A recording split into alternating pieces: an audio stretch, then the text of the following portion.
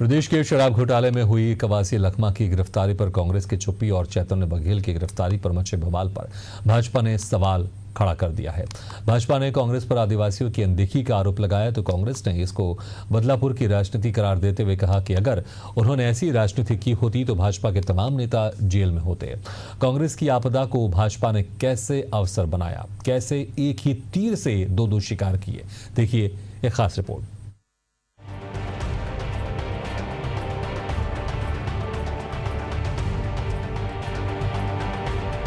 भाजपा का आरोप है कि तत्कालीन कांग्रेस सरकार में बड़ा शराब घोटाला हुआ, जिसकी जांच ईडी कर रही है।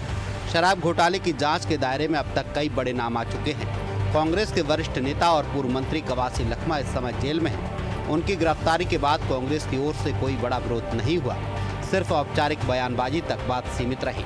जब आदिवासी नेता को जेल भेजा गया तब कांग्रेस को कोई पीड़ा नहीं हुई, लेकिन जैसे ही भूपेश बघेल के बेटे को गिरफ्तार किया गया, कांग्रेस सड़क पर उतर आई। क्या ये दोहरी राजनीति नहीं है? भूपेश बघेल पर आदिवासी नेताओं को बलि का बकरा बनाने का भी आरोप लगाया जा रहा है। देखिए, यही तो कांग्रेस पार्टी से पूछना चाहिए, भूपेश बघेल से पूछना चाहिए कि एक ओर तो वो देश में जब कहते हैं कोई मामला होता है तो राहुल गांधी उस शहजादी के उसमें पक्ष में खड़े दिखाई देते हैं, वही दूसरी ओर जब यहां पर कुछ होता है तो भी कहते हैं भूपेश बघेल के शहजादे के पक्ष में खड़े दिखाई देते हैं, लेकिन किसी अन्य के ऊपर यदि होता है तो उसके पक्ष में नहीं दिखाई देते। लेकिन आरोपी है तो उनके ऊपर दोनों के ऊपर कार्रवाई हो। ये सही है और इसको प्रदेश की जनता भी देख रही है कि कांग्रेस पार्टी कहां जा रही है, क्या कर रही है, किसके लिए कर रही है। ये प्रदेश की जनता स्पष्ट रूप से देख रही है। देखिए, जिस प्रकार से कवासी लखमा के साथ हुआ है, कैसे उन्हें बलि का बकरा बनाया, कांग्रेस पार्टी ने मोहरा बनाया और सैकड़ों करोड़ का घोटाला किया, तो ये बताता है कि किस प्रकार से उन्होंने किया है। ईडी और अन्य एजेंसियों की जांच अब भी और तेज हो सकती है। शराब घोटाले की आंच राज्य की राजनीति को पूरी तरह घेर चुकी है।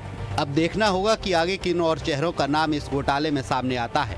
कांग्रेस का कहना है कि बदलापुर की राजनीति बीजेपी कर रही है। अगर जब कांग्रेस की सरकार थी तब हमने बदलापुर की राजनीति की होती तो केदार कश्यप की पत्नी जेल में होती, रमन सिंह के दामाद बेटे पत्नी जेल के अंदर होते, आधा दर्जन मंत्री सलाखों के पीछे होते, भूपेश बघेल के बेटे को षड्यंत्र पूर्वक फंसाया गया है।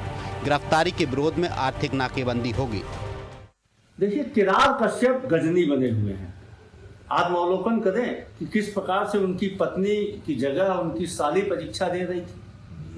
यदि बदलापुर की कार्रवाई हमारी सरकार ने किया होता तो केदार कश्यप की पत्नी जेल की सलाखों के पीछे होती, डॉक्टर रमन सिंह का दामाद जेल की सलाखों के पीछे होता टीकेएस घोटाले में, डॉक्टर रमन सिंह का बेटा अभिषेक सिंह जेल की सलाखों के पीछे होता, डॉक्टर रमन सिंह की पत्नी जेल की सलाखों के पीछे होती है। तत्कालीन भारतीय जनता पार्टी की सरकार में मंत्री रहे आधा दर्जन से अधिक लोग जेल की सलाखों के पीछे होते, इतना भ्रष्टाचार किया था।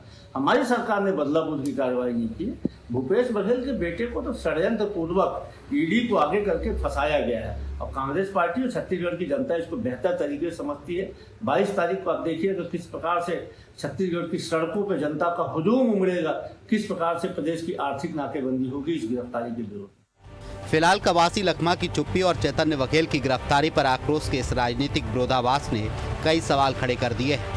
क्या कांग्रेस सच में आदिवासी नेताओं के साथ भेदभाव कर रही है या फिर ये सिर्फ चुनावी सियासत का हिस्सा है? सच क्या है ये जांच पूरी होने के बाद ही सामने आएगा, मगर भाजपा ने कांग्रेस की आपदा को अवसर में जरूर बदल दिया है। एशियन न्यूज के लिए शशिकांत साहू की रिपोर्ट।